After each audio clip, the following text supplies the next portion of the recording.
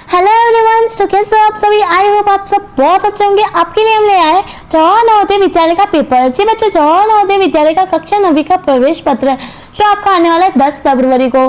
10 फरवरी की जो आपकी एग्जाम होने वाली है उसका एकदम रियल एकदम ओरिजिनल पेपर हमें मिल चुका है, तो वो हम आपको यहाँ पे प्रोवाइड कर रहे हैं। इसमें से 80% जो प्रश्न है इस पेपर में से आने वाला है, तो कहीं भी वीडियो को स्किप मत करें, एंड तक इस वीडियो को जरूर से देखिएगा।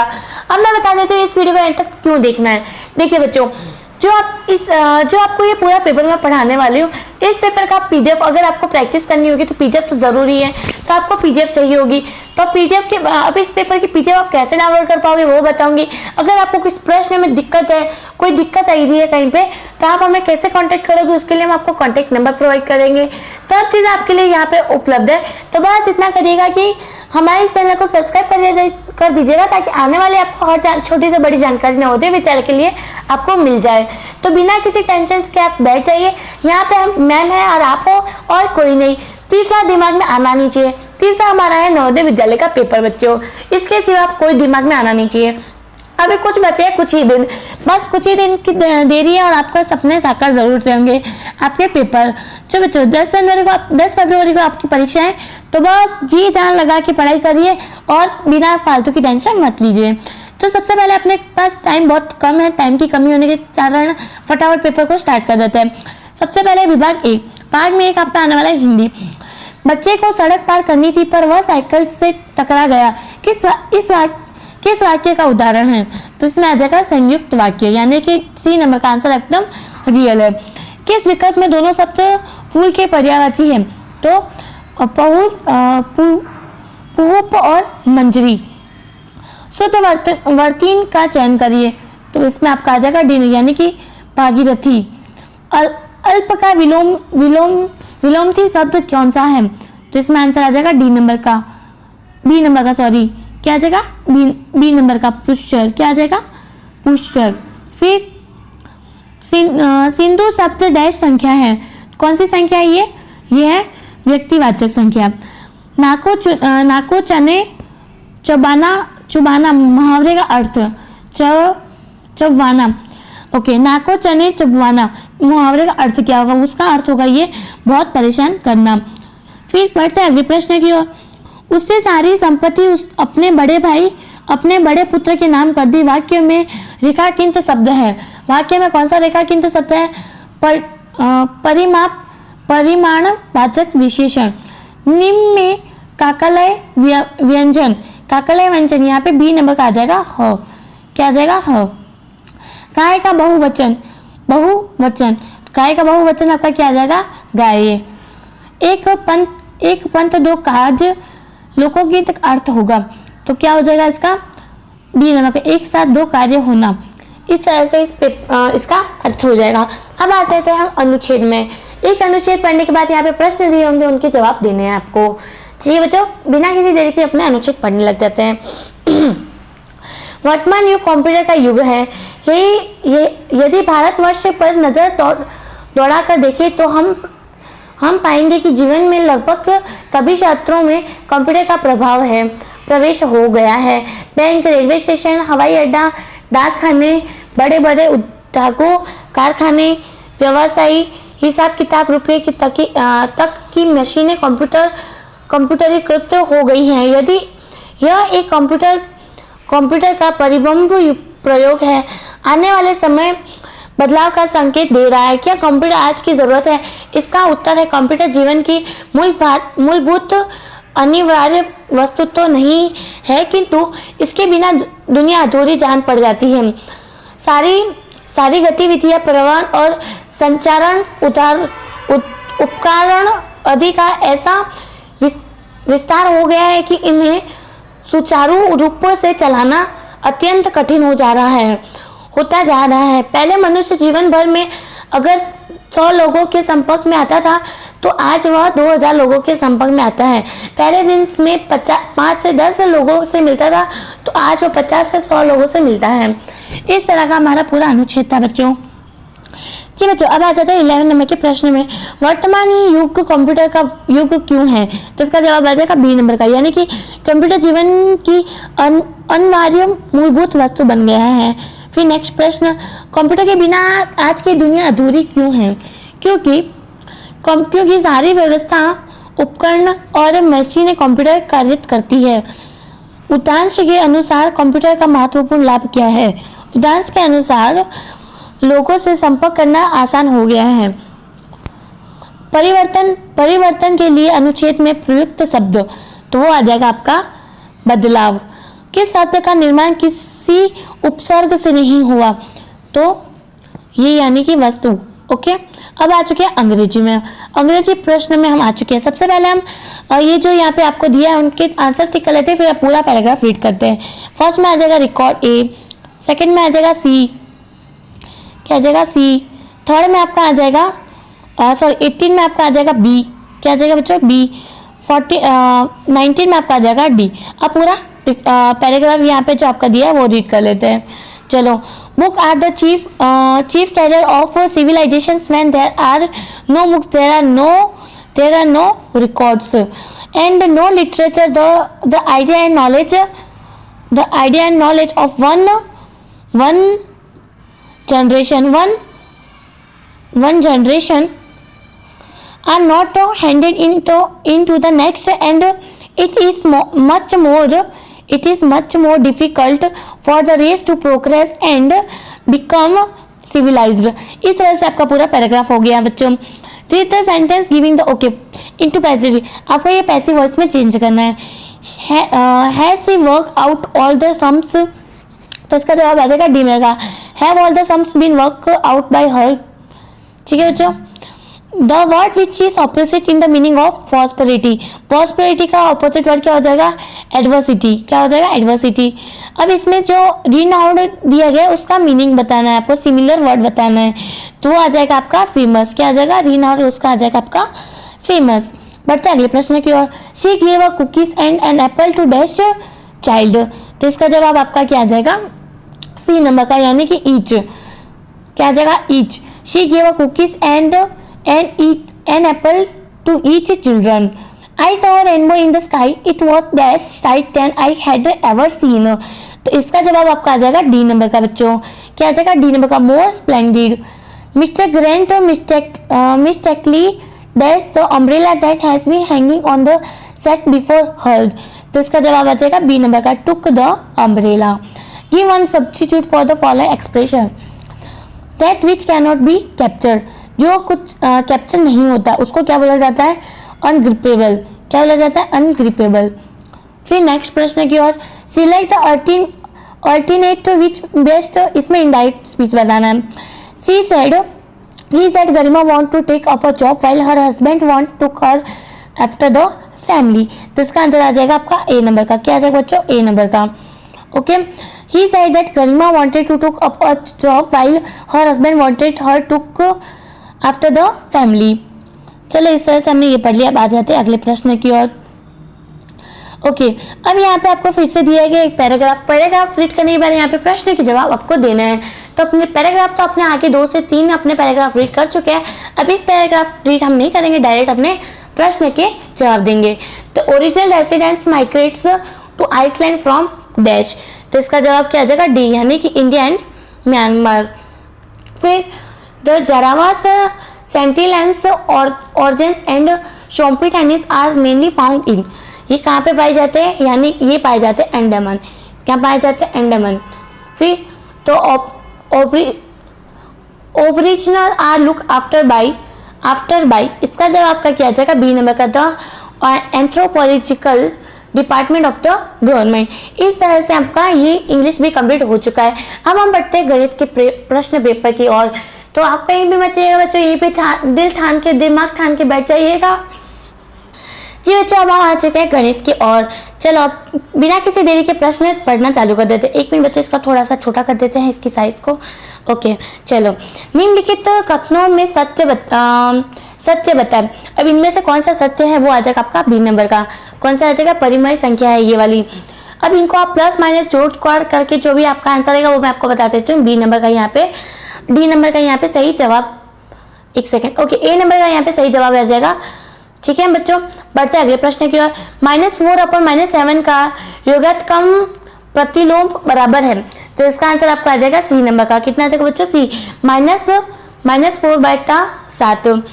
अब इसका वर्गमूल बराबर है, तो 34 नंबर के प्रश्न का उत्तर यहाँ पे आ जाएगा डी नंबर का, 53/11। एक बाग में आम के 2304 पेड़ हैं। प्रत्येक पंक्ति में उतने ही पेड़ हैं जितने बाग में पत्तियां हैं। बाग में कुल कितनी पत्तियां हैं?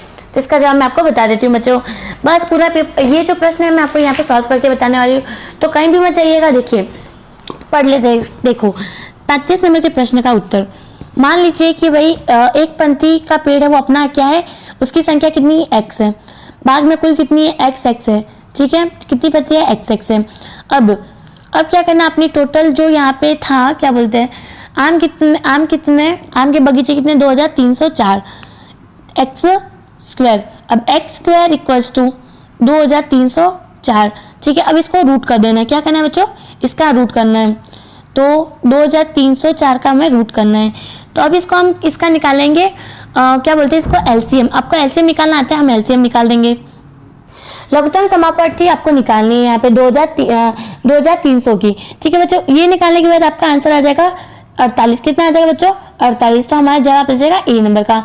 वह छोटी से छोटी प्राकृतिक संख्या ज्ञात कीजिए जिससे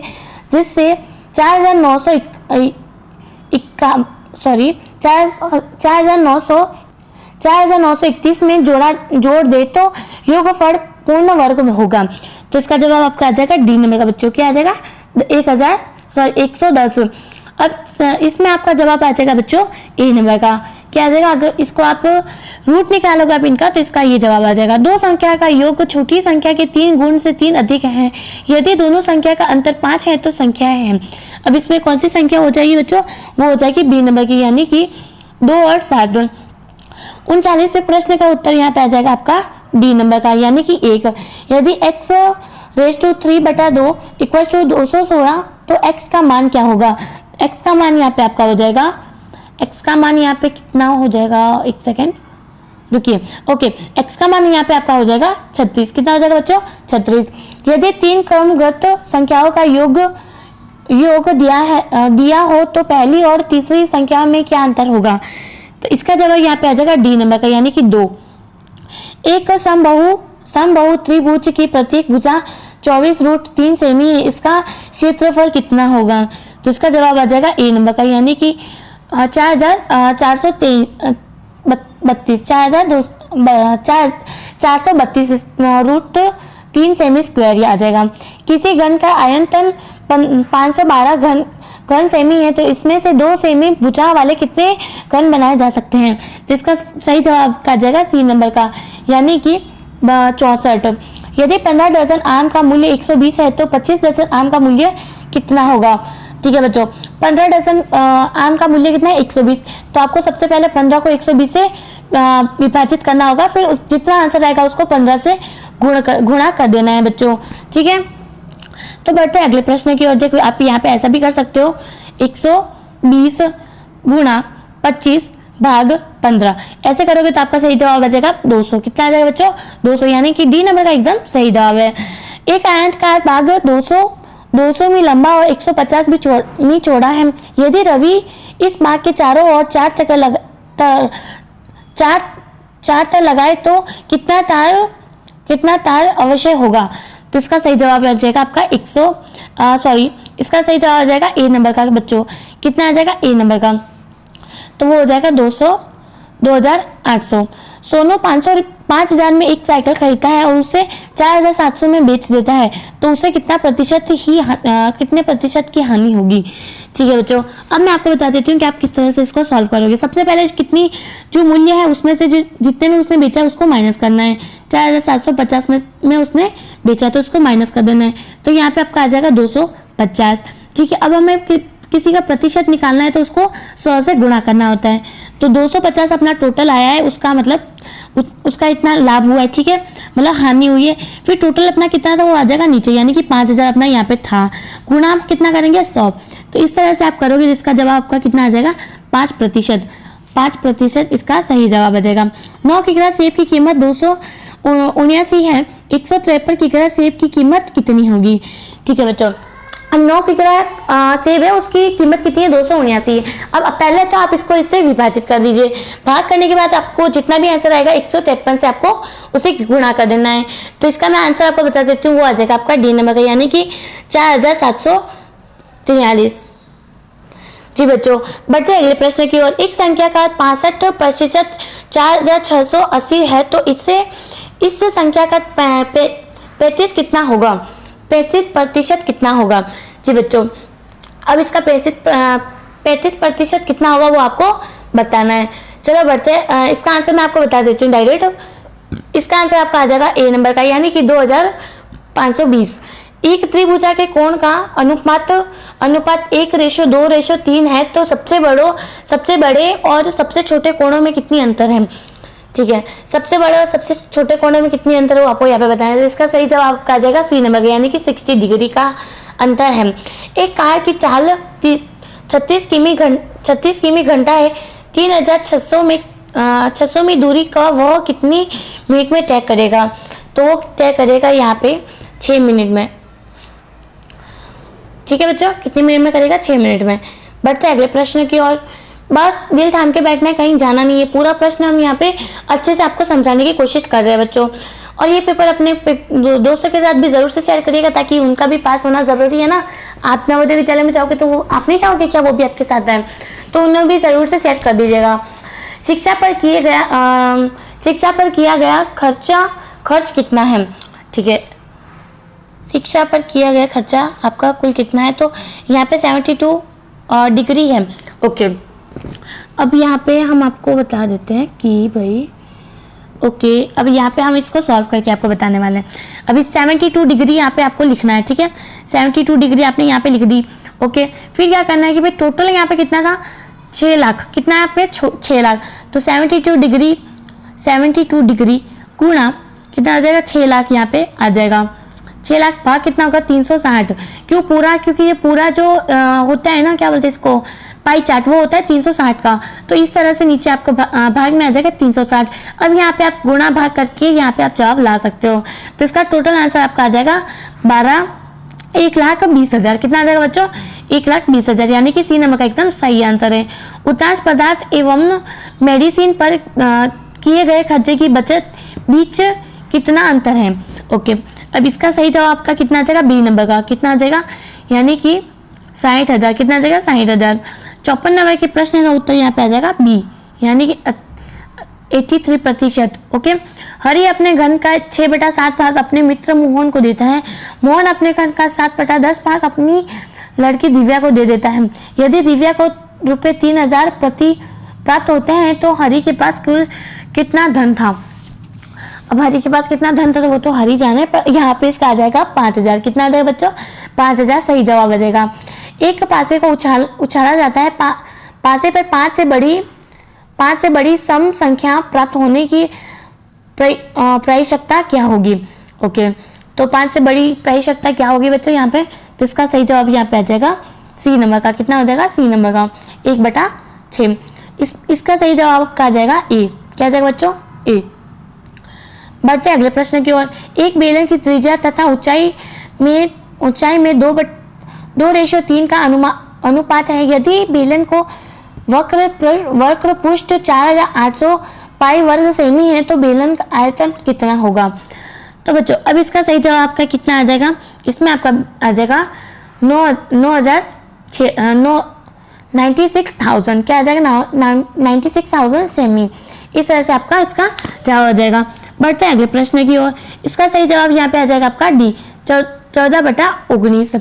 रुपये 5,000 का 12% वार्षिक दर से 4 वर्ष के साधारण ब्याज कितना होगा? ओके, तो सबसे पहले तो आपको यहाँ पे करना है कितना, कहाँ गया आपका? ओके, 5,000 का 12% वार्षिक दर से 4 वर्ष का साधारण ब्याज कितना होगा वो आपको यहाँ पे बताना है। तो 5,000 हमने यहाँ लिख दिया, गुणा कितना? 12% और 4 वर्ष, यहाँ पे 4 वर्ष हमने लिख दिया। अब हमें इसका ब्याज निकालना है, तो भाग में अपना कितना आ जाएगा? 100। तो अब इसको निकालेंगे तो कितना आ जाएगा? 2400। कितना आ जाएगा बच्चों? 2400 आ जाएगा। 5 बंदर 5 मिनट में 15 केले खाते हैं, तो वह 1 घंटे में कितने केले खाएंगे? 5 बंदर 5 मिनट में 15 केले खाते हैं। ओके 5 मिनट में, अब 1 मिनट में कितना 60 मिनट, 1 घंटे में 60 मिनट होते हैं सबसे पहले तो। ओके तो वो 5 मिनट में 5 मिनट में 15 केले खाते हैं, तो 1 घंटे में वो कितने केले खाएंगे वो आपको यहाँ पे बताना है। तो यहाँ पे आपको देखो 15 गुणा 65 कर देना है, 60 कर देना है, 15 गुणा 60 कर देना है। ओके भाग में आपको कर देना है 5, तो यहाँ पे आ जाएगा आपका 180 बच्चों। कितना खाएंगे वो लोग 1 घंटे में? 180 केले खाएंगे। बढ़ते अगले प्रश्न की ओर। इस 5√3 plus 15√3 minus 3√27 equal to how many? तो इसका जवाब आ जाएगा आपका 11√3। कितना आ जाएगा? सी नंबर, ए नंबर का एकदम रियल आंसर आपका यहाँ पे आ जाएगा। ठीक है बच्चों, बढ़ते हैं अगले प्रश्न की ओर। चलो बच्चों आ जाते हैं अगले प्रश्न की ओर।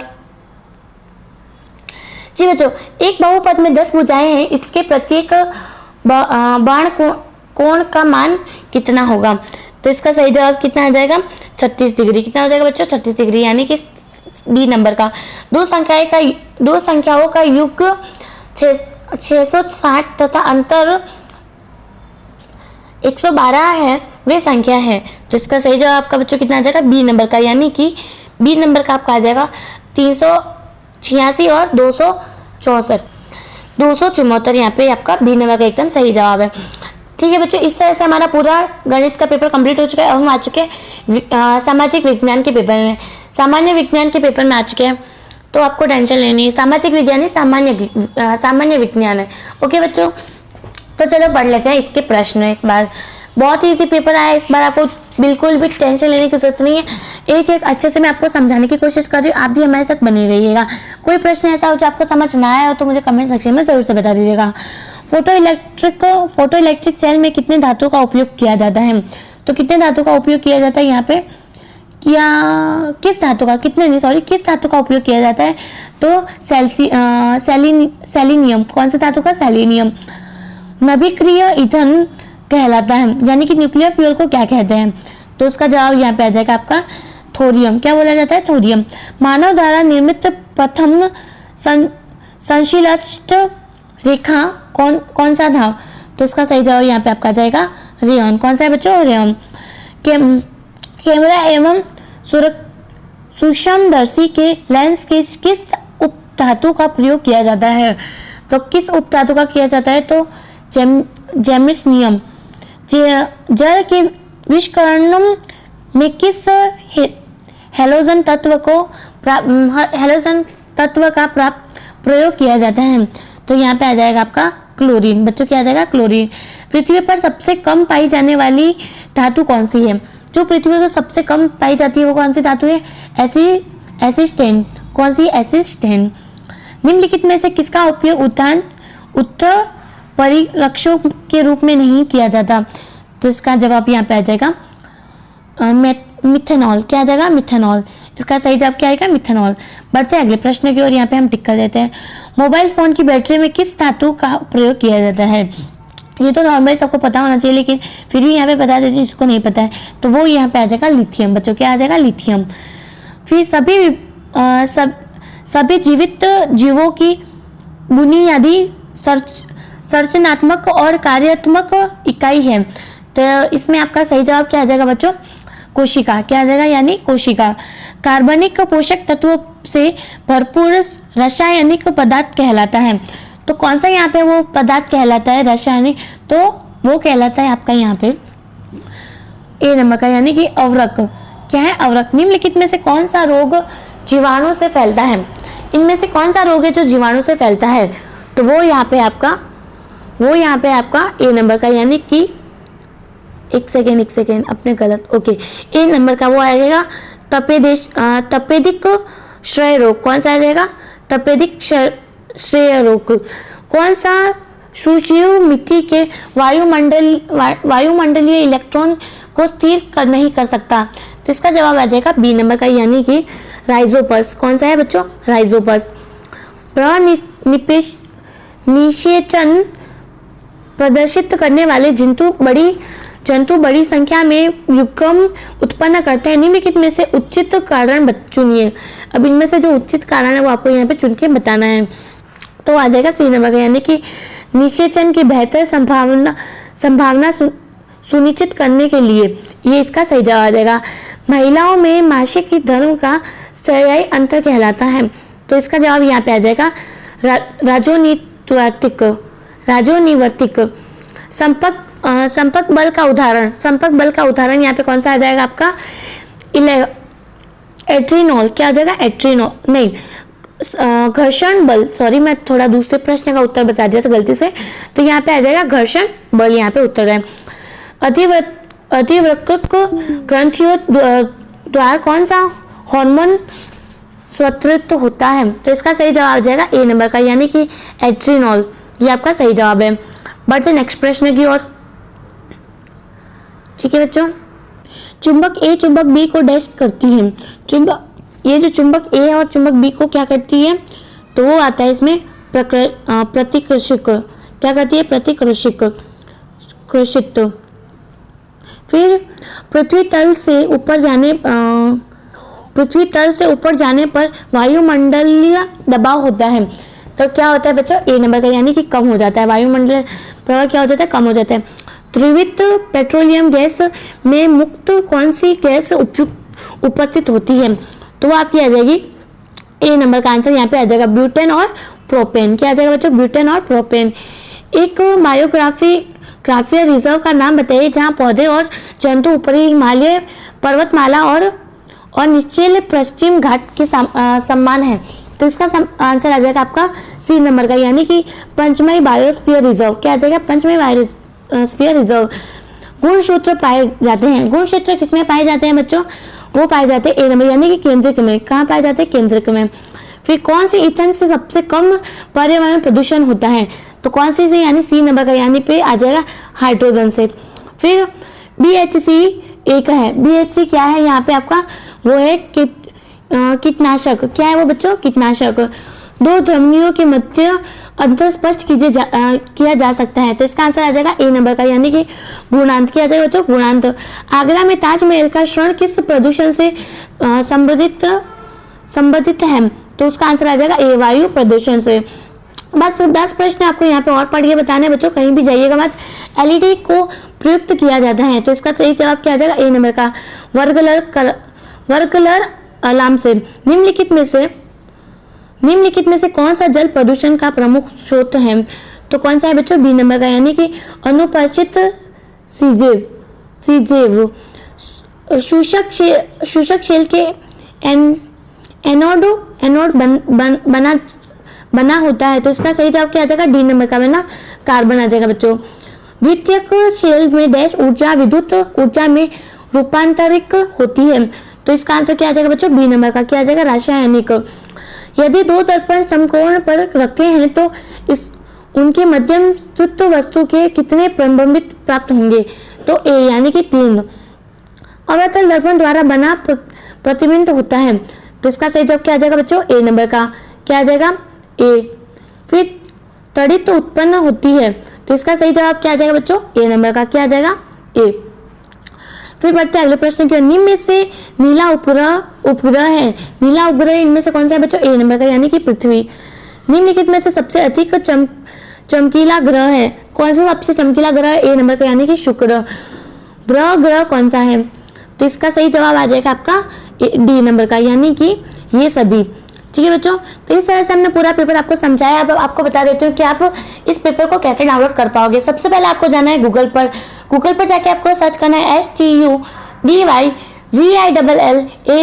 स्टडी विलेज सर्च करना है। संपूर्ण पेपर की PDF आपको पानी और आंसर्स की भी आपको वहाँ पे मिल जाएगी। तो मिलते हैं नेक्स्ट वीडियो में बच्चों, तब तक के लिए बच्चों धन्यवाद।